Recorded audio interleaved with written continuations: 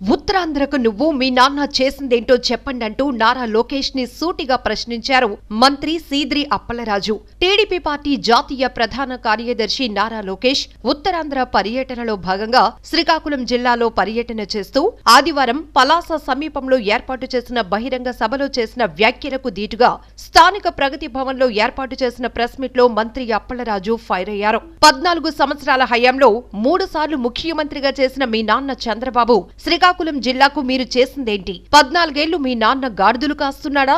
2 సార్లు ఎంపీగా చేసిన రామ్మోహన్ నాయుడు చేసిందేంటి? 1,70,00,000 ఉద్యోగాలు ఎక్కడున్నాయని ముందు మీ నాన్నని వెళ్లడుగంటూ ఎద్దేవా చేశారు. అదే జరిగితే గడప వదిలి గడపకు టీచర్ ఉద్యోగం ఉండాలంటూ అన్నారు. రాష్ట్రంలో సుమారు 5,20,000 పర్మనెంట్ ఉద్యోగాలిచ్చిన ఘనత జగన్మోహన్ రెడ్డిదన్నారు. 2014 నుండి 19 మధ్య చంద్రబాబు 36,000 ఉద్యోగాలిచ్చి ఇలా మాట్లాడుతున్నారు అంటూ సీరియస్ అయ్యారు. పలాసలో గౌతు వాళ్ల దరిద్రం వల్ల మాకు డిగ్రీ కాలేజ్ లేదురా బాబు, డిగ్రీ కాలేజ్ కి బిల్డింగ్ ఇచ్చారంటున్నావు. అసలు 2019 ముందు పలాసకు అభివృద్ధి లేదనే కదా మేము మొత్తుకునేది. శిరీషకు టికెట్ ఇస్తారో లేదో చెప్పు. రామ్మోహన్ నాయుడిని జిల్లాలో స్టీల్ కుర్చీల ఎంపీగా పిలుచుకుంటారని ఎద్దేవా చేశారు. నిర్మాణాత్మకంగా రాజకీయాలు చేయాలనుకుంటే ఎక్కడంటే అక్కడ ఫేస్ టు ఫేస్ మాట్లాడుకుందాం. పలాసలో జరుగుతుంది ఒకటి, లోకేష్ మాట్లాడుతుంది ఒకటి, ముందు తెలుసుకుని మాట్లాడంటూ ఎద్దేవా చేశారు. చంద్రబాబు గారి సుపుత్రుడు మాజీ మంత్రివర్యులు, మొన్నటి వరకు సిట్టింగ్ ఎమ్మెల్సీ అయినటువంటి నారా లోకేష్ గారు సంకా రావం అన్న పేరిట, please mark my word, Sanka రావం అన్న పేరిట ఉత్తరాంధ్రలో పర్యటనలు ప్రారంభించి ఈరోజు మొదటగా ఉదయం ఇచ్చాపురం, తదుపరి మా పలాసలోను, అలాగే ఇంకా సాయంత్రం టెక్కలలోనూ ఆయన బహిరంగ సభలు పెట్టినారు. చాలా సంతోషం. రాజకీయ పార్టీలు అన్నాక ఎవరి బలం వాళ్ళు చూపించుకోవడానికి, మేము ఉన్నప్పుడు ఇది చేస్తామని చెప్పుకొని మేము వస్తే పలానాది చేస్తామని చెప్పడానికి అందరూ కూడా రకరకాల ప్రయత్నాలు, రకరకాల కార్యక్రమాలు చేస్తారు. చాలా సంతోషం. విచిత్రం ఏంటంటే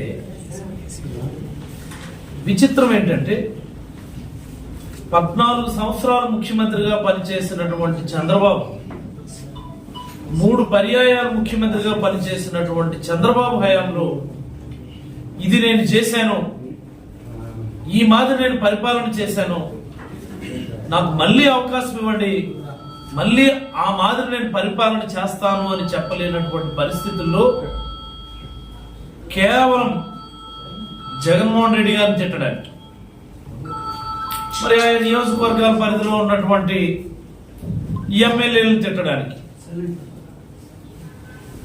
ఈ సంకారావాలు పెట్టుకొని తిరుగుతా ఉన్నారు. Not only Lokesh, even Chandrababu గారు కూడా. చంద్రబాబు గారు చాలా అనుభవజ్ఞుడు. ఆయన 45 సంవత్సరాలు రాజకీయాల్లో ఉండి out of that 14 years chief minister గా పనిచేసిన వ్యక్తి మళ్ళీ ఎన్నికలకు వెళ్లే ముందు జనరల్ గా ఎవరైనా ఏం చెప్పాలా? ఎస్, ఇదిగో నేను 14-19లో ఈ పనులు చేశాను, ఈ అభివృద్ధి కార్యక్రమాలు చేశాను, 99-2004 మధ్యలో ఈ అభివృద్ధి కార్యక్రమాలు చేశాను, 95-99 మధ్యలో ఈ అభివృద్ధి కార్యక్రమాలు చేశాను, నాకు మళ్ళీ అవకాశం ఇవ్వండి, నేను ఇవి చేస్తాను అని చెప్పి ఆయన ఎక్కడైనా చెప్తున్నాడు? ఎక్కడైనా ఆ మాట చెప్తున్నాడా? కానీ మైక్ పట్టుకుంటే చాలు తండ్రి కొడుకులు ఇద్దరు కూడా జగన్ గారి మీద ఒక రకమైనటువంటి విద్వేషం, జగన్మోహన్ రెడ్డి గారి మీద ఒక రకమైనటువంటి అసూయ, ద్వేషం, విషం చిమ్ముతా ఉంటారు, అబద్ధాలు మాట్లాడుతూ ఉంటారు, నోటుకు వచ్చినట్టు తిడతా ఉంటారు. కానీ జగన్మోహన్ రెడ్డి గారు ఎక్కడ మాట్లాడినా సరే ఇదిగో ఈ 5 ఏళ్ల కాలం మీరు ఇచ్చినటువంటి ఈ అమూల్యమైనటువంటి సమయంలో ఈ ప్రతి కుటుంబానికి ఈ రకమైన మంచి చేశాం, ప్రతి జిల్లాకి లేకపోతే ఈ రాష్ట్రానికి ఇన్ని అభివృద్ధి కార్యక్రమాలు చేశామని చెప్పి, అండ్ మోస్ట్ ఇంపార్టెంట్లీ మీ ఇంట్లో మంచి జరిగితేనే నాకు ఆశీర్వదించండి అని అడగలిగినటువంటి నాయకుడు జగన్మోహన్ రెడ్డి గారు. ఈ రాష్ట్ర ప్రజలందరూ కూడా గమనించాల్సినటువంటి అంశం. చంద్రబాబుకి జగన్మోహన్ రెడ్డి గారికి ఉన్నటువంటి తేడా, 14 సంవత్సరాలు పనిచేసిన వ్యక్తి అలానేది నేను చేశాను నాకు అవకాశం ఇవ్వండి అని చెప్పుకోలేక జగన్మోహన్ రెడ్డి గారి మీద దూషిస్తా ఉంటే, 5 ఏళ్ల కాలంలో -1.5 to 2 years of Covid period, అంటే 3.5 ఏళ్ల కాలంలో ఇదిగో మీ కుటుంబాన్ని నేను ఇంత మంచి చేశాను, మీ గ్రామానికి ఇంత మంచి చేశాను, నేను మీ మండలానికి ఇంత మంచి చేశాను, మీ నియోజకవర్గానికి ఇంత మంచి చేశాను, మీ జిల్లాకి ఇంత మంచి చేశాను, బై అండ్ లార్జ్ రాష్ట్రానికి నేను చేశానని చెప్పి ధైర్యంగా చెప్పుకొని జగన్మోహన్ రెడ్డి గారు ఎన్నికలకు వెళ్తా ఉన్నారు. ఉన్నదా ఇది చంద్రబాబు గాని ఆయన కొడుకు గాని? యువగలం పాదయాత్ర చేశానని చెప్తా ఉన్నాడు. ఎవరికైనా తెలుసా? ఎవడైనా ఫీల్ అయ్యాడు? ఈ రాష్ట్రంలో ఉన్న ఏ ఒక్క పౌరుడైనా నారా లోకేష్ గారు అనేటటువంటి ఒక వ్యక్తి పాదయాత్ర చేశాడు, లేకపోతే మా ఊరు వచ్చాడు, మా ఊర్లో ఇంతమందిని కలిశాడు, ఇన్ని సమస్యలు విన్నాడు, ఈ రకమైన పరిష్కారాలు చూపించాడని ఒక్కడంటే ఒకటి చూపించండి రాష్ట్రంలో. ఎవడు తెలుసు ఆయన పాదయాత్ర చేసినట్టు? నువ్వు ఉదయమేమో విజయనగరం జిల్లాలో ఉంటావా, సాయంత్రం కల్లానేమో శ్రీకాకుళం చివరిలో ఉంటావా? ఏంటది పాదయాత్ర? అది ఇకపోతే ఈ రోజు సభలో ఆయన మాట్లాడినటువంటి మాటలు చాలా ముఖ్యమైనటువంటి మాట అండి. ఇది ఉత్తరాంధ్రను జాబ్ క్యాపిటల్ ఆఫ్ ఇండియాగా టీడీపీ చేస్తే గంజాయి క్యాపిటల్ గా జగన్ గారు మార్చారని, ఉత్తరాంధ్రకు పట్టిన శని జగన్ అని, రాజధాని అంటూ వైజాగ్ కి ఒక్క కంపెనీ అన్నా తీసుకొచ్చారా అని ఆయన మాట్లాడుతూ ఉన్నాడు. బుర్రా బుద్ధి ఉందా అసలు నీకు? గంజాయి ఎవరు అమ్ముతారో నీకు తెలీదా? మీ పార్టీలో ఉన్నాడు కదా అయ్యన్ పాత్రుడు, ఆయన కొడుకు. గంజాయి వ్యాపారం ఎవరు చేస్తారో నీకు తెలుసా తెలీదా? ముందు సమాధానం చెప్పు. నోరుందని మైక్ కనిపిస్తే ఇష్టానుసారం పనికి మాలిన మాటలు. ఇవేమో నేను చెప్పిన, ఇది నా కవిత్వం కాదు, ఇది మీ పార్టీ వాళ్ళు చెప్పిన మాటలు. మీ పార్టీలో అప్పుడు మంత్రులుగా కొనసాగినటువంటి గంటా శ్రీనివాస్ గారు, లేకపోతే బండారు సత్యనారాయణమూర్తి వాళ్ళు ఎవరు చెప్పిన మాటలు ఇవన్నీ. అయ్యన్ పాత్రుడు గంజాయి అమ్ముతాడు, గంజాయి తాగుతాడు, గంజాయి వ్యాపారం చేస్తాడు, గంజాయి పండిస్తాడు, ఆయనకి అదే పని అని చెప్పిన మాటలు. నీకు అసలు తెలుసా విషయం? ఆపరేషన్ పరివర్తన ఒక బ్రహ్మాండమైనటువంటి ప్రోగ్రాం పెట్టి వీటన్నిటినీ కూడా డిమాలిష్ చేసినటువంటి ఘనత జగన్మోహన్ రెడ్డి గారు. ఎవడు రాసిస్తాడు వీళ్ళకి స్క్రిప్ట్? ఉత్తరాంధ్ర పట్టిన శని జగన్మోహన్ రెడ్డి గారు. అసలు వైజాగ్ కి ఉత్తరాంధ్రకి నువ్వు మీ బాబు కలిపి చేసింది ఏంటి? మీ బాబు అసలు వైజాగ్ ఏం చేశాడో చెప్పండి నాకు ముందు. ఏంటి శని నాకు అర్థం కాదు. భోగాపురం ఎయిర్పోర్ట్ కట్టించడం వల్ల అది సేనా? విశాఖపట్నం రాజధానికి అనౌన్స్ చేయడం వల్ల ఉత్తరాంధ్ర సేనా? మూలపేట పోర్టు కట్టిస్తుండడం వల్ల ఉత్తరాంధ్ర పట్టిన సేనా? హిరమన్ లిఫ్ట్ ఇరిగేషన్ స్కీమ్ కట్టిస్తున్నందుకు ఉత్తరాంధ్ర సేనా? వంశధార స్టేజ్ 2 ఫేజ్ 2 పనులు పూర్తి చేస్తున్నందుకు సేనా? వంశధార నాగావళి అనుసంధానాన్ని కంప్లీట్ చేస్తున్నందుకు సేనా? ఓ బ్రహ్మాండమైనటువంటి గ్రీన్ హైవే భోగాపురం ఎయిర్పోర్ట్ నుంచి టౌన్ లో వేస్తున్నందుకు సేనా? వైజాగ్ మెట్రో ఇస్తున్నందుకు సేనా? వైజాగ్ లో హార్బర్ కు డబ్బులు ఇచ్చి పూడిమడక దగ్గర హార్బర్ కట్టిస్తూ ఉంటూ, భీమిలిలో ఒక ఎఫ్ఎల్సి, చింతపల్లిలో ఒక ఎఫ్ఎల్సి, బుడగట్టపల్లిలో ఒక హార్బర్, మంచిలపేట నువ్వులరే మంచిలపేట దగ్గర హార్బర్ కట్టిస్తున్నందుకు సేనా? నీకు సిగ్గు లజ్జ ఉంటే ఇవాళ ఇక్కడ ఉత్తరాంధ్రలో తిరుగుతున్నావు కదా, ఇదిగో పలానా కంపెనీ నేను ఈ జిల్లాలో శ్రీకాకుళం జిల్లాలో పెట్టించాను, పలానా కంపెనీ నేను ఇక్కడ వైజాగ్లో పెట్టించాను, పలానా ఇది తీసుకొచ్చాను, దమ్ముంటే నేను చూపించు. నీకు బోకుమాట మాట్లాడాను, నువ్వు మా ఊరు వరకు రావడం ఎందుకు? ఎక్కడో కూర్చొని ప్రశ్న మాట్లాడుకోవచ్చు కదా. అసలు వైజాగ్కి జగన్మోహన్ రెడ్డి గారు వచ్చిన తర్వాత అసలు ఎన్ని కంపెనీలు వచ్చాయి నీకు తెలుసా?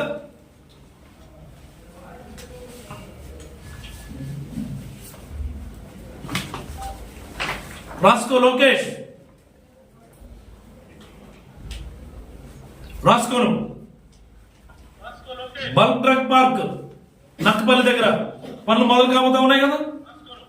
Laurus Synthetics, NTPC green hydrogen, Yokohama tyres, oral foods, Saint Gobain, Randstad, Inorbit mall, Vizag tech park, substrate India manufacturing private limited, UCS sterile private limited, Infosys, Yamaha ribbon company, XTG, global infotech, Eden technology services. ఏంటి అన్ని కంపెనీలు? మీ నాన్నగారి హయాంలో ఏ కంపెనీలు పెట్టారో చెప్పు నువ్వు. ఇన్ఫోసిస్ ఎవరు తెచ్చారు చెప్పు అసలు. సరే, అంత ముందున్న కంపెనీలు తీసుకుందాం. అప్పుడున్న సత్యం లేదా తర్వాత అయిన టెక్ మహేంద్ర, విప్రో, ఇవన్నీ ఎవరు తీసుకొచ్చారు? మీ బాబా. వైజాగ్ లో ఉన్నటువంటి మధురవాడలో ఐటీ ఎస్సీజెడ్ ఇచ్చింది ఎవరు? మీ బాబా.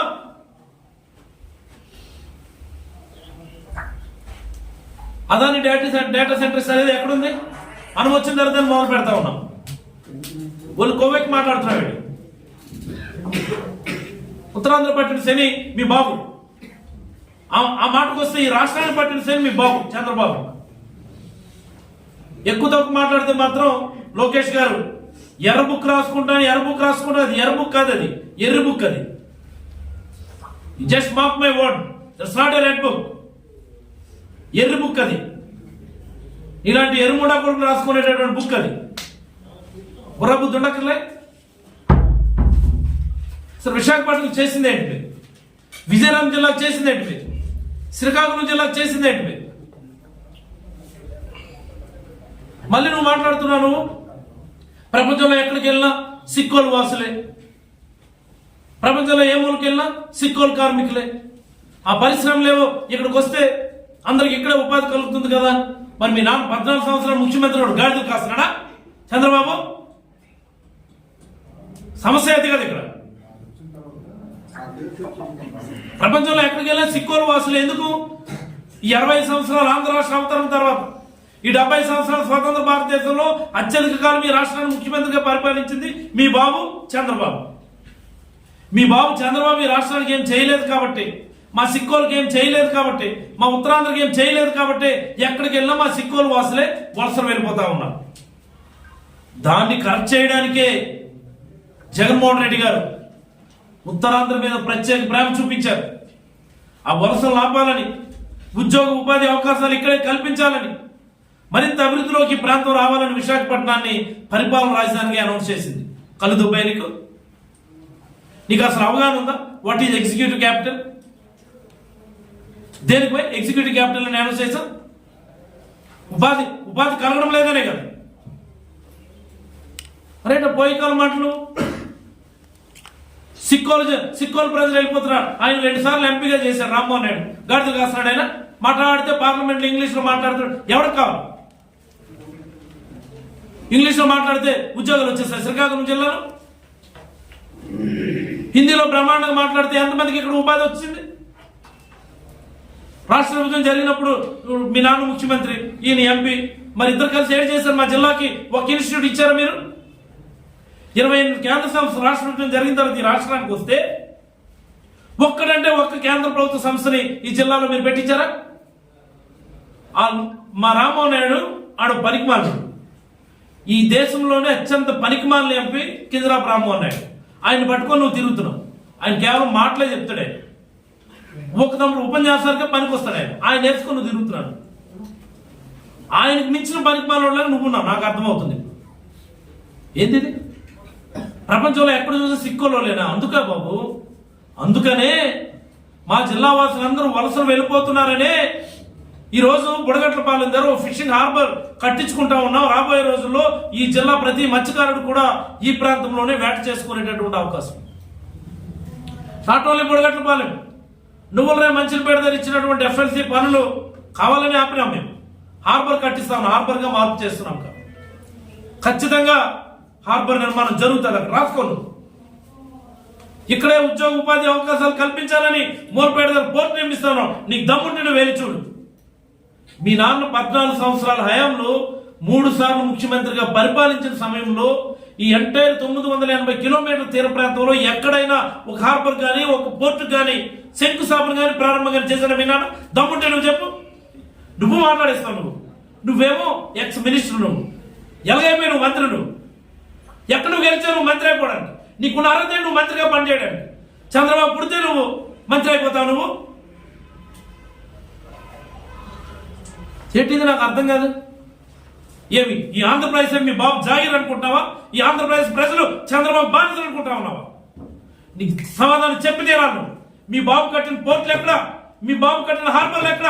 14 సంవత్సరాలు మీ బాబు గాడిదలు కాసరి 980 కిలోమీటర్ల తీర ప్రాంతంలో. హెల్ ఆర్ స్పీకింగ్? చాలా ఆవేదనతో ఈరోజు నేను మాట్లాడుతూ ఉన్నాను. ఈ రాష్ట్రంలో ఉద్యోగాల గురించి చాలా పెద్ద ఎలివేషన్ ఇచ్చాడు. మీరు అబ్జర్వ్ చేస్తారో లేదు. ఉద్యోగాల గురించి మాట్లాడుతూ డిఎస్సి ఉద్యోగాలు మనము 6,100 ఉద్యోగాలు ఇచ్చామని చెప్పి, మరి వాళ్ళ నాన్న హయాంలో ఎన్ని ఉద్యోగాలు వచ్చాయని చెప్పి విశ్వవిఖ్యాత నవరస నట సార్వభౌమ నందమూరి తారక రామారావు గారు అలాగే చంద్రబాబు గారు కలిపి 1,70,00,000 ఉపాధ్యాయ ఉద్యోగాలు ఇచ్చాం. ఏంద్రా బాబు ఇది? నాకు అర్థం కాదు. 1,70,00,000 ఉపాధ్యాయ ఉద్యోగాలేమో ఇచ్చారట. ఎక్కడున్నాయి? ఎక్కడున్నాయి? మీరు ఎవరు విన్నారా లేదా స్పీచ్ లో? బాబు ఈనాడు వారు ఎక్కడ విన్నారా నాయన? అయ్యా ఏబిఎన్ వారు మీరు కూడా విన్నారా? ఇది TV5 వారు ఎవరు లేరా ఇక్కడ? దయచేసి ఆ 1,70,00,000 ఉపాధ్యాయ ఉద్యోగాలు ఎక్కడో మనం చూపించాం. దానికి మళ్ళీ ఎలివేషన్ విశ్వవిఖ్యాత నవరస నట సార్వభౌమ నందమూరి తారక రామారావు గారట. రామారావు గారు తక్కువ చేసి మాట్లాడుతున్నా. నువ్వు తప్పు మాట్లాడుతున్నావో, రైట్ మాట్లాడుతున్నావో, తెలిసి మాట్లాడుతున్నావో, తెలియక మాట్లాడుతున్నావు. ఏడుది నాకు అర్థం కాదు. 1,70,00,000 ఉద్యోగాలు నిజంగా నువ్వు ఇచ్చుంటుంటే ఈ రాష్ట్రంలో ఉన్న కుటుంబాలు 1,62,00,000 కుటుంబాలు ఉన్నాయి. ఎన్ని ఉన్నాయి? 1,62,00,000 కుటుంబాలు ఉన్నాయి. పోనీ మీ నాన్న కంబైన్ ఆంధ్రప్రదేశ్ పనిచేశాడు కదా 10 సంవత్సరాలు. తెలంగాణ ఇది మనకు కలిపి కదా. తెలంగాణలో ఎన్ని ఉంటాయి? ఆన్ యావరేజ్ 1,20,00,000 కుటుంబాలు ఉంటే ఉంటాయి. పెద్ద ఇదే పెద్ద ఆన్ యావరేజ్ ఉండడానికి అంటే 52-48 కదా రేషియో మంది ఉంటే 1,20,00,000 కుటుంబాలు అక్కడ ఉంటే మనం 1,62,00,000 కుటుంబాలు అంటే మొత్తంగా కలిపితే 2,82,00,000 కుటుంబాలు ఈ రెండు రాష్ట్రాలు కలిపి ఉన్నాయని అనుకుందాం. ఇందులో 1,70,00,000 1,70,00,000 ఉద్యోగాలు ఇచ్చేస్తే దాని అర్థం ఏంటి? ప్రతి ఆల్టర్నేటివ్ కూడా ఒక టీచర్ ఉద్యోగం ఉండాలి కదా ఈ రెండు రాష్ట్రాలు. ప్రతి కుటుంబంకి ఒక కుటుంబం ఉద్యోగం ఉండాలి, ఇంకో కుటుంబానికి ఉద్యోగం ఉండకూడదు, ఇంకో కుటుంబానికి ఉద్యోగం ఉండాలి, ఇంకో కుటుంబానికి ఉద్యోగం ఉండకూడదు. ఇదే కదా సింపుల్ లాజిక్ కదా. మీరు ఇక్కడ ప్రెస్ వాళ్ళు ఉన్నారండి, 40-50 మంది ఉన్నారు. మీరు ఏ ఒక్కరింట్లో అయినా టీచర్ ఉద్యోగం ఉన్నదా? చంద్రబాబు ఇచ్చింది చెప్పండి నాకు. ఎందుకు ఇదంతా పనికిమాల డిస్కషన్? ఇదంతా ఈ లోకేష్ పనికిమానుడు మా ఊరు వచ్చి మాట్లాడు, ఆయనకేమో నేను ఇక్కడ కౌంటర్ ప్రెస్ మీట్ పెట్టాడు. చంద్రబాబు ఇచ్చినటువంటి టీచర్ ఉద్యోగం ఇక్కడ ఉన్నటువంటి 40-50 కుటుంబాల్లో ఏ ఒక్కరు కుటుంబంలో ఉందో నాకు చెప్పండి నాకు. ఎందుకు ఇది? ఆయన ఇచ్చిన 1,70,00,000 ఉద్యోగాలు ఎక్కడ ఉంటే తర్వాత వెళ్తుందమ్మా. ఆయన లెక్క ప్రకారం every alternate family should have a teacher job. ఏవి నీలాంటి వాడిని, నోరు తిరగనోడిని, మనం మాట్లాడేది తప్పో రైటో తెలియనోడిని మీ బాబు ఏమో పాదయాత్ర పంపించాడు. నడలేని బాబు నాకేంటి బాధ అనుకొని చెప్పి మాకు ఎక్కడ ఆపేస్తే ఆయన ఊరుకున్నాడా? ఆ పప్పులే కొడుకు నువ్వు ఇదిగా ఆ సంకలేవో నాకని చెప్పి మళ్ళీ ఇక్కడ శంకరామని అని చెప్పి ఇటు పంపించాడు. నువ్వు వచ్చావు మాకు ఇక్కడేమో ఈ ఏటిది 1,70,00,000 ఉద్యోగాలు ఎక్కడున్నాయి అడుగు. మీ బాబు ఇది నాకు రాసి ఇచ్చినారు కదా స్క్రిప్ట్ నాన్నారు నాకు ఈ స్క్రిప్ట్ మీరు రాసి ఇచ్చారు, నేను చదివాను.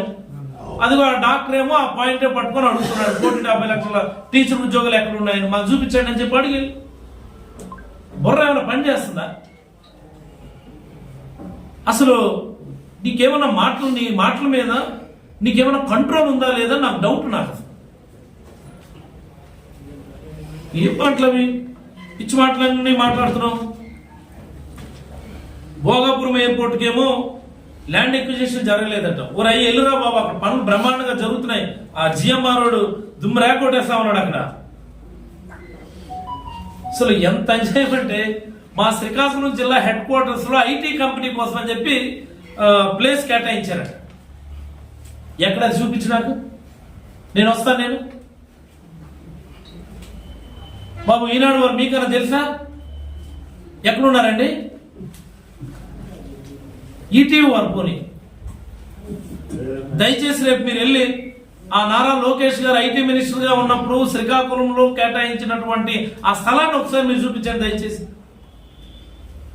ఆ టీవీ5 వారు, ఏబిఎన్ వారు, వాళ్ళు ఎవరైనా పోనీ మనోళ్ళైనా ఔత్సాహికులు ఎవరైనా సరదాగా వెళ్ళి ఆ ప్లేస్ ఎక్కడుందో చూపించండి రా స్వామి. మాకు పిచ్చెక్కి మాట్లాడే మాటలు, నువ్వు మాట్లాడే మాటలు అసలు అది కరెక్ట్ మాట్లాడుతున్నావా, తప్పు మాట్లాడుతున్నావా, స్క్రిప్ట్ రాసిచ్చినోడికి అసలు అవగాహన ఉందా లేదా అన్నది చెక్ చేసుకోకుండా ఇష్టానుసారం నువ్వు మాట్లాడు. ఏంద్రమై నాకు అర్థం కాదు ఇది.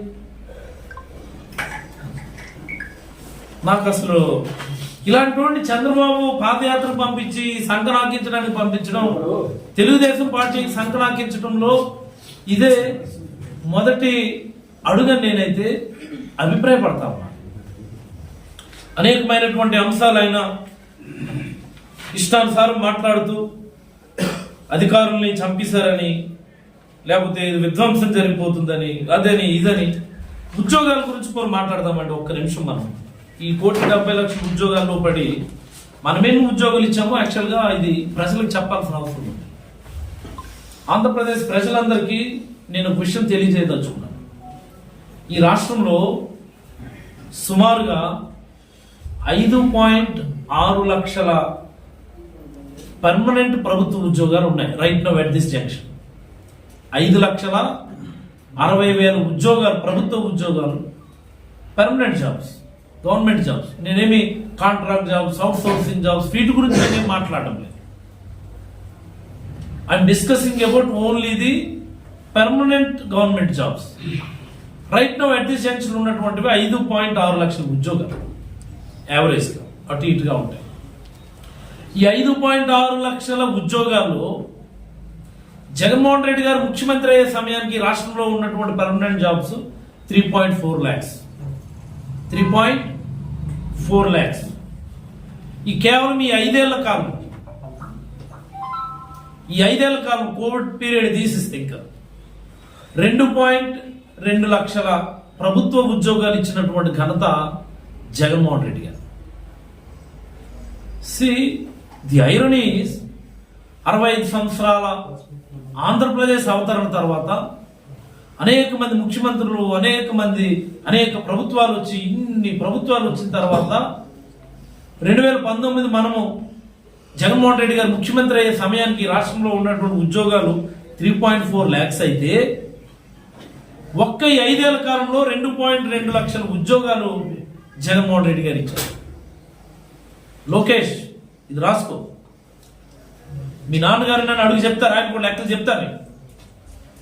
అసలు నాన్నారు మీరు ముఖ్యమంత్రిగా దిగిపోయే టైంకి రాష్ట్రంలో ఎన్ని ప్రభుత్వ ఉద్యోగాలు ఉన్నాయని అడుగు, మీ నాన్నగారు చెప్తారు కదా. మేమేమి ఉద్యోగాలు ఇచ్చామో తెలిసిపోతుంది కదా. 2.2 అంటే 2,20,000 ఉద్యోగాలు ఇచ్చినాం. ఓన్లీ గవర్నమెంట్ ఉద్యోగాల గురించే నేను మాట్లాడతాను, ఇంక్లూడింగ్ లేటెస్ట్ 6,100 డిఎస్సి పోస్టులు, 680 ఫారెస్ట్ డిపార్ట్మెంట్ పోస్టులు కలుపుకొనే నేను మాట్లాడతాను యావరేజ్ గా. మీ నాన్నగారు 14 నుంచి 19 మధ్యలో చంద్రబాబు గారు ఇచ్చినటువంటి ప్రభుత్వ ఉద్యోగాల సంఖ్య ఎంతో తెలుసా? రాష్ట్ర ప్రజలు ఇది మీరు అందరూ కూడా గమనించాలా. కేవలం 34,000 ప్రభుత్వ ఉద్యోగాలు చంద్రబాబు 14 నుంచి 19 మధ్యలో ఇస్తే, ఇదే జగన్మోహన్ రెడ్డి గారు 19 నుంచి 24 వరకు 2,20,000 ప్రభుత్వ ఉద్యోగాలు ఇచ్చినటువంటి ఘనత. ఇంకా కాంట్రాక్ట్ జాబ్స్ గురించి మాట్లాడితే ఒక అదనంగా సుమారు ఒక 40,000 కాంట్రాక్ట్ ఉద్యోగాలు ఇచ్చిన.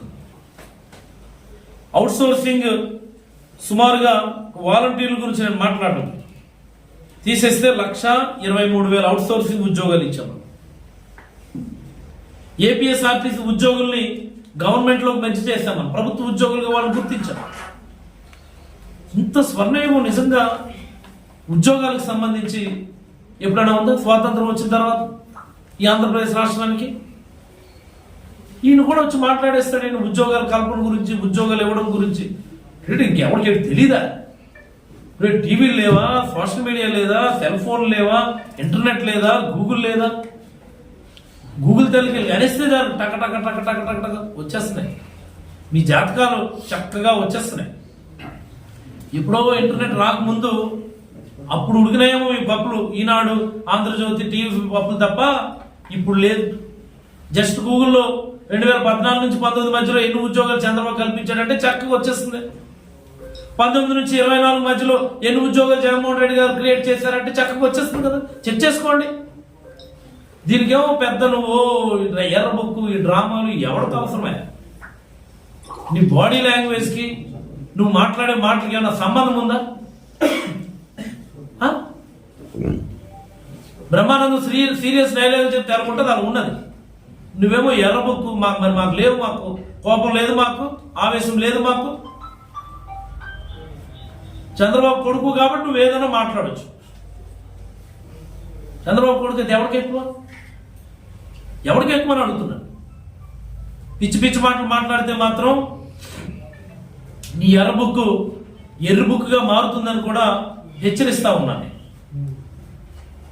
మరి అలాగనే మరొక 2-3 అంశాల గురించి లోకేష్ గారు మాట్లాడారు. నా గురించి కూడా చాలా విషయాలు. ఇక్కడ కిడ్నీ హాస్పిటల్ వాళ్ళే కట్టారని, డిగ్రీ కాలేజీలకు బిల్డింగ్లు కట్టారని, ఆర్ఓబి పనులు వాళ్ళే మొదలు పెట్టారని, ఈ శ్రీకాకుళం జిల్లాలో ఒక్క పెండింగ్ ప్రాజెక్ట్ అయినా పూర్తి చేశారని. అయ్యా అసలు నాకు అర్థం కాదు. ఈ నియోజకవర్గానికి డిగ్రీ కాలేజ్ లేదురా అని మేము ఒత్తుకుంటా ఉంటే డిగ్రీ కాలేజ్ బిల్డింగ్లు ఇచ్చానని చెప్తావు నువ్వు. ఇక అసలు బుర్రా బుద్ధి ఉందా? ఎవరికి ఇచ్చాను డిగ్రీ కాలేజ్ బిల్డింగ్లు? మా నియోజకవర్గంలో డిగ్రీ కాలేజ్ లేదు. నేను ఎమ్మెల్యే అయ్యేంత వరకు, జగన్మోహన్ రెడ్డి గారు ముఖ్యమంత్రి అయ్యేంత వరకు మా దరిద్రం, ఈ గౌతమ దరిద్రం వల్ల ఏంటంటే ఈ నియోజకవర్గంలో డిగ్రీ కాలేజ్ లేదు. అదే కదా మేము బాధపడతా ఉన్నాం. ఆ దరిద్రం వల్ల మా నియోజకవర్గం, మా ప్రాంతం వెనుకబడిపోయింది, ఉత్తరాంధ్ర వెనుకబడిపోయింది అన్నది కదా మా ఆవేదన అంతా. నువ్వు వచ్చేమో డిగ్రీ కాలేజ్ బిల్డింగ్ ఇచ్చాట. అసలు డిగ్రీ కాలేజ్ ఎప్పుడు ఇచ్చావు, బిల్డింగ్లు ఎక్కడిచ్చావు?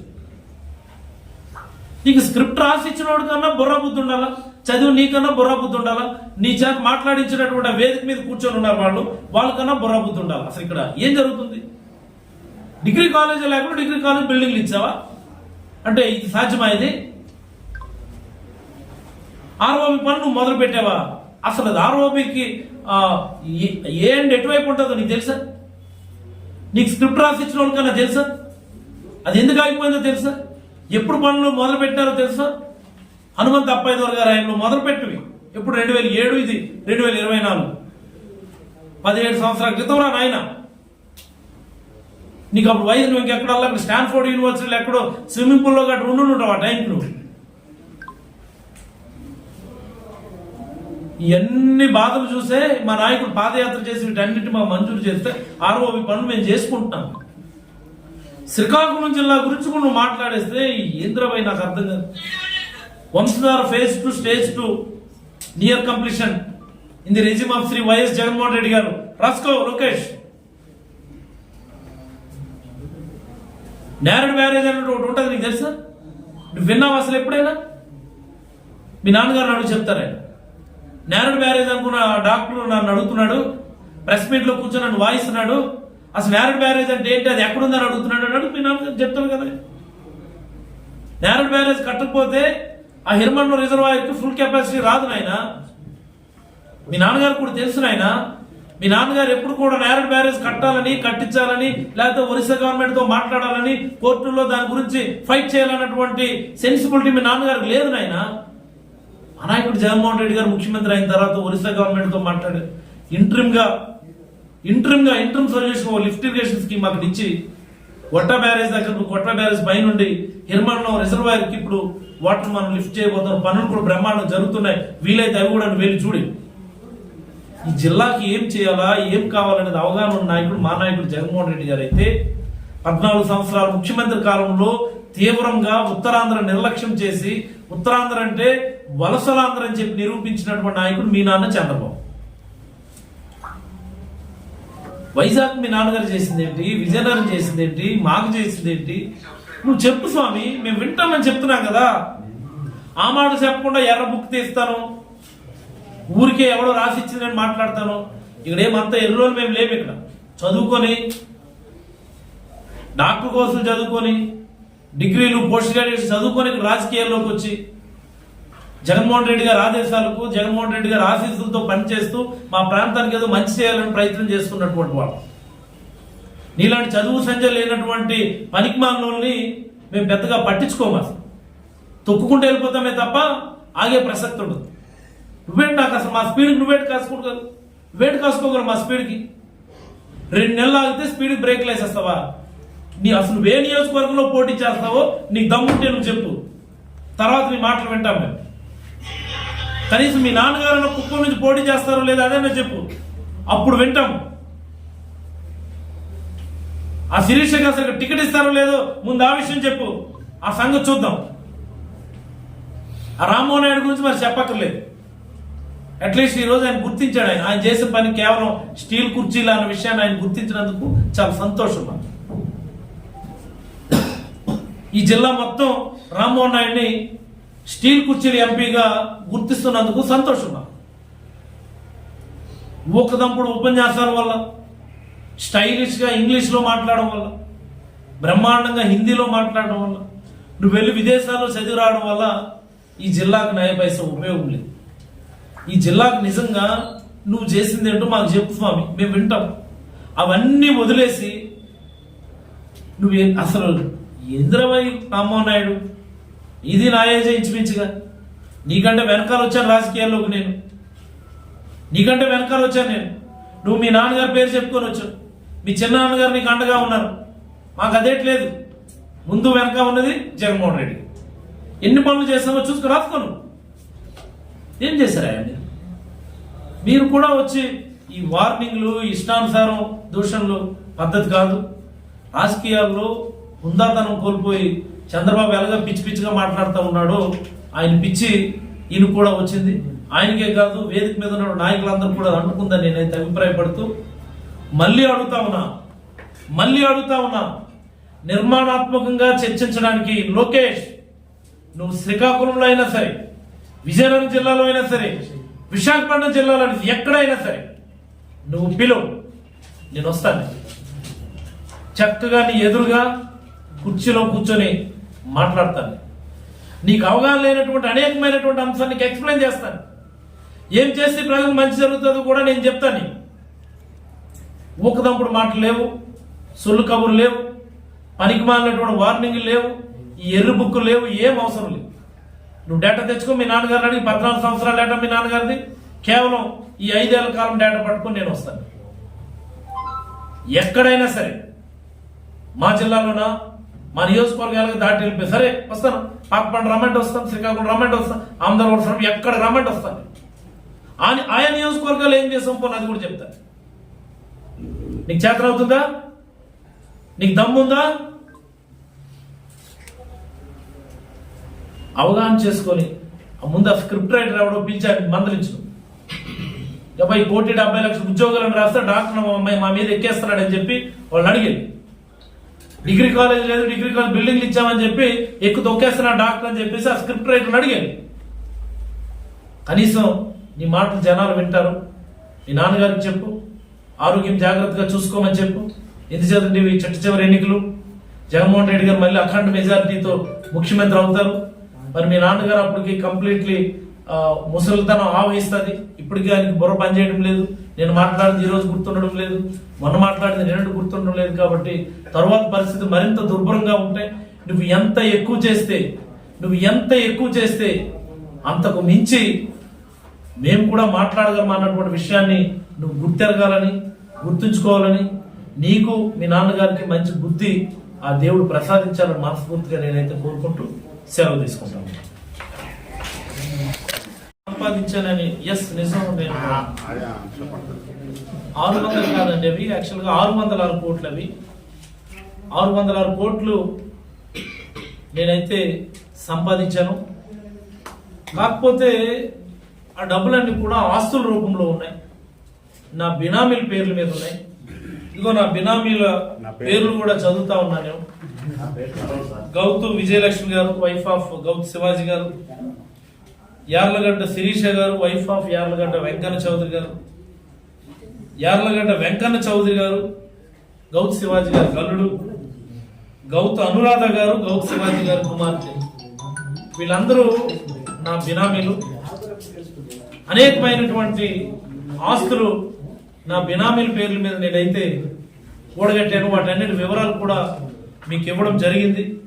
వాస్తవానికి అయితే నాకు మరి మంచి ఆలోచన వచ్చింది. ఎలాగని లోకేష్ ఎలాగో వస్తున్నాడు కదా, ఆయన చేతుల మీదుగా పంచిపెట్టేద్దాం.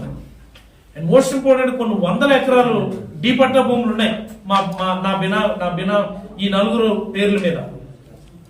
అవి కూడా నేను అక్రమంగా సంపాదించినవి. ఈ నలుగురు పేరు మీద అనేకమైనటువంటి డీ పట్టా భూములు కూడా ఉన్నాయి. వాటిని కూడా పంచేస్తాను. దయచేసి లోకేష్ గారికి మీరు, మంత్రి గారు ఇదిగో ఆయన ప్రెస్ మీట్ లోనే చెప్తున్నాడు, తన ఆస్తుల్ని తను సంపాదించినటువంటి 606 కోట్ల అవినీతి ఆస్తుల్ని ప్రజలకు పంచిపెడతానన్నాడు. ఆయన బినామీల లిస్టు కూడా చెప్పాడు. ఆయన ఆస్తులు ఎక్కడెక్కడ ఉన్నాయో వాళ్ళ బినామీల పేర్ల మీద ఉన్నాయో కూడా చెప్పాడు. మనం వెళ్దామని చెప్పి పంచి పెడదామని చెప్పి మీరు కూడా ఒప్పించమని, మరి ఈనాడు వారు, ఆంధ్రజ్యోతి వారు కూడా చొరవ తీసుకోమని, TV5 వారు ఈ విషయం మీద విశేషమైనటువంటి కృషి చేయాలని నేనైతే మనస్ఫూర్తిగా కోరుతాను. ఆసుపత్రి చూపించి 6 కొండలు పింగేశారు. సూదికొండ,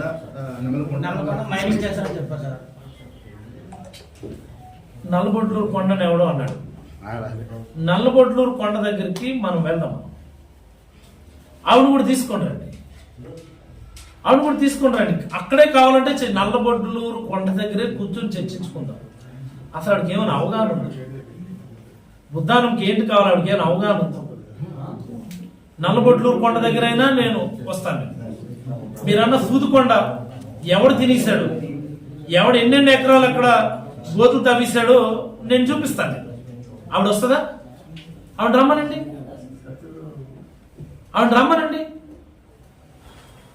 ఇటువైపు ఏదైతే గొలికిస్తున్నారో ఒక 3 నెలల్లోనూ ఎవడైతే గొలికి ఆడికెళ్ళి స్వీట్ పెట్టింది ఆవిడ. రారా నాయన అనుకుంటా. మేము చెప్తున్నా వెళ్ళిపోరా నాయన అనుకుంది. ఏంది నేనే లేకపోయింది ఉంటే మీకు అందరూ కూడా తెలుసారా, స్థానిక విలేకరులు కాబట్టి. ఎన్ని మోర్ క్వశ్చన్? వాసులు కూడా ధరించిన అది నిర్మించిన 2000 ఇల్లు, అలాగే కుదురు ఇల్లు 2 ఇల్లు ఇప్పటి వరకు ప్రజలకి పంచలేదనేసి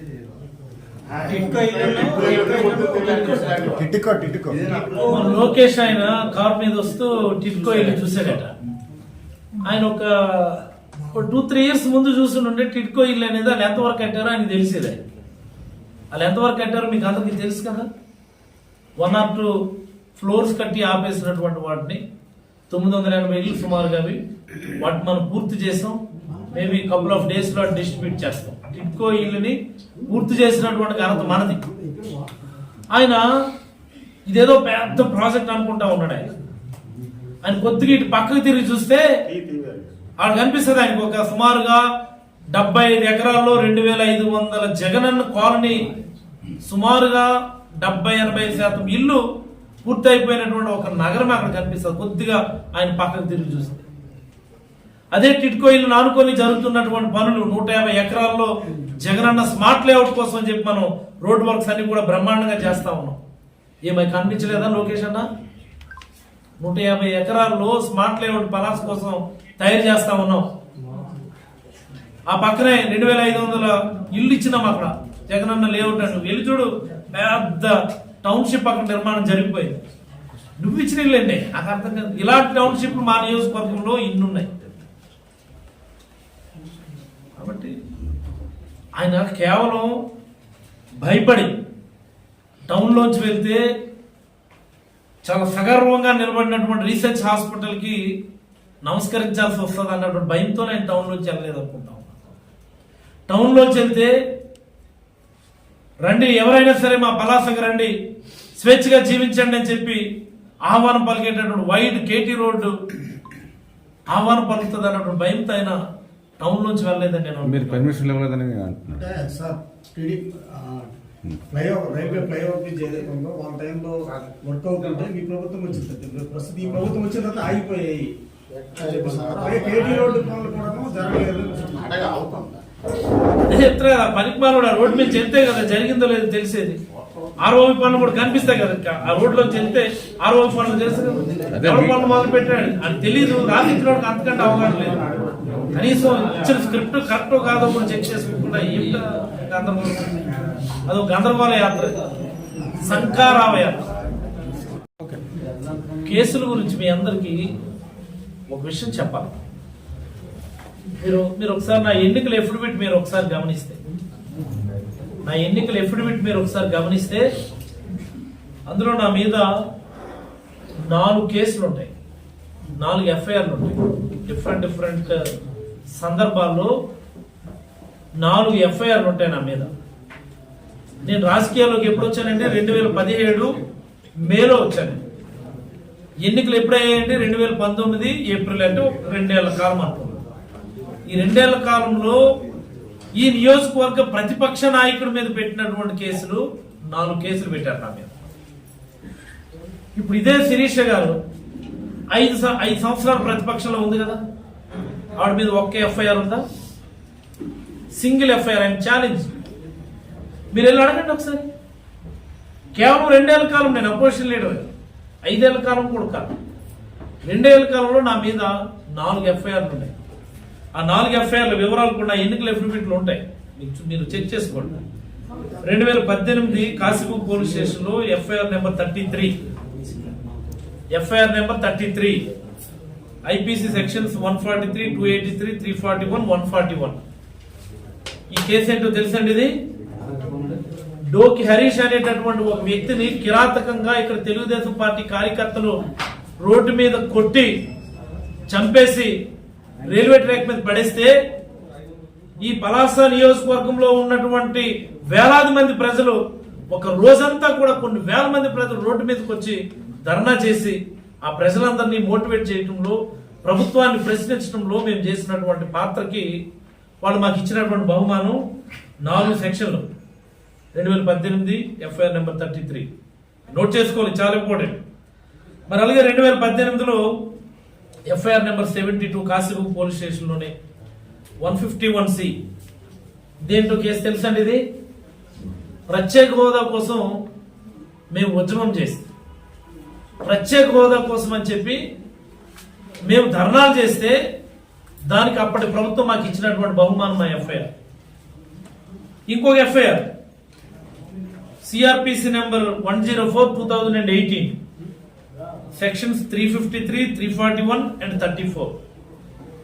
దేనికో తెలుసండి. ఈ బహుమానం దేనికో తెలుసా? తిత్లీ తుఫాన్ సమయంలో, please mark my word, Titli తుఫాన్ సమయంలో ఎన్యూమరేషన్ కేవలం తెలుగుదేశం పార్టీ వాళ్ళకే పేర్లు నమోదు చేసుకుంటా ఉన్నారు. నేను చెప్పింది వాస్తవమా కాదు? మీరందరూ కూడా నా హాస్పిటల్లోనే ఆ రోజు జనరేటర్ పెడితే, ఇంటర్నెట్ పెడితే మీరందరూ కూడా వార్తలు పెట్టుకున్నారు. నష్టపోయింది తెలుగుదేశం వాళ్ళేనా? ప్రజలందరూ నష్టపోయారా? ఎన్యూమరేషన్ కేవలం తెలుగుదేశం పార్టీ కార్యకర్తల పేర్లు రాసుకుంటా ఉంటే మేము రోడ్డు ఎక్కాము. తినడానికి తిండి లేదు మాకెవరికి అప్పుడు, త్రాగడానికి మంచినీళ్ళు లేవు మాకెవరికి అప్పుడు, కనీసం ఎవరితో మాట్లాడదామంటే సెల్ ఫోన్ సిగ్నల్స్ లేవు, పిల్లం ఎక్కడుందో తెలియదు, పిల్లలు ఎక్కడున్నారో తెలియదు, కుటుంబం ఎక్కడుందో తెలియదు. అలాంటి సమయంలో మేము ప్రజల కోసం రోడ్డు ఎక్కాం. మేము వసంతకొత్తూరు మండలంలో చేశాం, పలాస మండలంలో చేశాం, మందస మండలంలో చేశాం. మీరు ప్రజలకు మంచి చేయండి, ప్రజలందరికీ మీరు ఇవ్వాల్సినటువంటి పరిహారం ఇవ్వండి అని చెప్పి ధర్నా చేసినందుకు అప్పటి ప్రభుత్వం నాకు ఇచ్చినటువంటి బహుమతి. ఇంకొక FIR Kasibugga police station FIR number 148/2018. ఇది కూడా 151C. ఇది కూడా మరొక ఉద్యమం. కిడ్నీ జబ్బుల కోసం అని చెప్పి మేము 11 రోజులు ధర్నా చేశాం. మేము కిడ్నీ జబ్బులు ఆదుకోవాలా, హాస్పిటల్ కట్టండి, మంచినీళ్ళు ఇవ్వండి, పెన్షన్లు ఇవ్వండి అని అడిగిన పాపానికి 11 రోజులు మేము రోడ్డు మీద ధర్నా చేశాం. మీకు అందరికీ తెలుసు. దానికి అప్పటి ప్రభుత్వం నాకు ఇచ్చినటువంటి బహుమానం. కేవలం 2 ఏళ్ల కాలంలో ప్రతిపక్ష నాయకుడిగా ఇక్కడ ఉన్నటువంటి ప్రతి ఎఫ్ఐఆర్ కూడా ఇదేదో క్రిమినల్ యాక్టివిటీలో ఇన్వాల్వ్ అయినటువంటి ఎఫ్ఐఆర్లు కాదు, కేవలం ప్రజా సమస్యల కోసం, ప్రజల కోసం, ప్రజలకు మంచి చేయడానికి మేము ఉద్యమాలు చేస్తాం, ధర్నాలు చేస్తే అప్పుడు ప్రభుత్వం నాకు ఇచ్చినటువంటి బహుమానం ఏది? ఈ ప్రభుత్వం ఇక్కడ ఉన్నటువంటి ప్రతిపక్ష నాయకురాల మీద ఒక్కటంటే ఒక్క ఎఫ్ఐఆర్ నమోదు చేసిందా? చెప్పండి చూద్దాం. చెప్పనండి. ఎందుకు ఇదంతా ఈ పనికిమాల ఈ చర్చ అంతా ఎందుకు? ఎర్ర బుక్ ఎందుకు, ఎర్ర బుక్ ఎందుకు? మాకు మేమెన్ని పేర్లు రాసుకోవాలా? ఎంతమంది మీద రౌడీ షీట్ ఓపెన్ చేయించారు మీరు? బాత్పురంలో ఎక్స్ సర్పంచ్, అప్పటి సర్పంచ్ ఒక మహిళను చూడకుండా జుత్తు పట్టుకొని వీధిలోంచి లాక్కెళ్ళినటువంటి దౌర్భాగ్య చరిత్ర గౌతు కుటుంబాన్ని మర్చిపోయామనుకున్నారా? అక్కుపల్లి ఎక్స్ సర్పంచ్, ఆయనకు మీరు రౌడీ షీట్ ఓపెన్ చేయించలేదా? ఉద్దాన గోపినాథపురం ఎక్స్ సర్పంచ్ కొడుకు శ్రీని మీద మీరు రిమాండ్కి పంపించలేదా హత్యానేరం కింద? ఎంత పెద్ద గొడవ జరిగిందో మీకు తెలుసు కదా. ఎంతమంది కార్యకర్తలు మీరు రాచి రంపాన్ని పెట్టారు, మర్చిపోయామనుకున్నారా? కాకపోతే అలాంటి పరిస్థితులు ప్రజలకు ఇవ్వకూడదని చెప్పి ఏ రోజు కూడా మేము అదుపు తప్పలేదు. ఒక్కొక్కరు మాట్లాడుతూ ఉంటారు, మీరు చూస్తుంటారు కదా సోషల్ మీడియాలో కూడా, నరికేస్తాం, తన్నేస్తాం, చంపేస్తాం, 2 నెలలు ఆగండి మిమ్మల్ని ఊరు నుంచి తరిమేస్తాం అని చెప్పేసి. అంటే మరి మా కోపాలు రావు? మేము ఆల్రెడీ అధికారంలో ఉన్నాం కదా, మేము చేయాలనుకుంటే చేయలేమా? కానీ ఏ రోజు కూడా మేము అదుపు తప్పలేదే.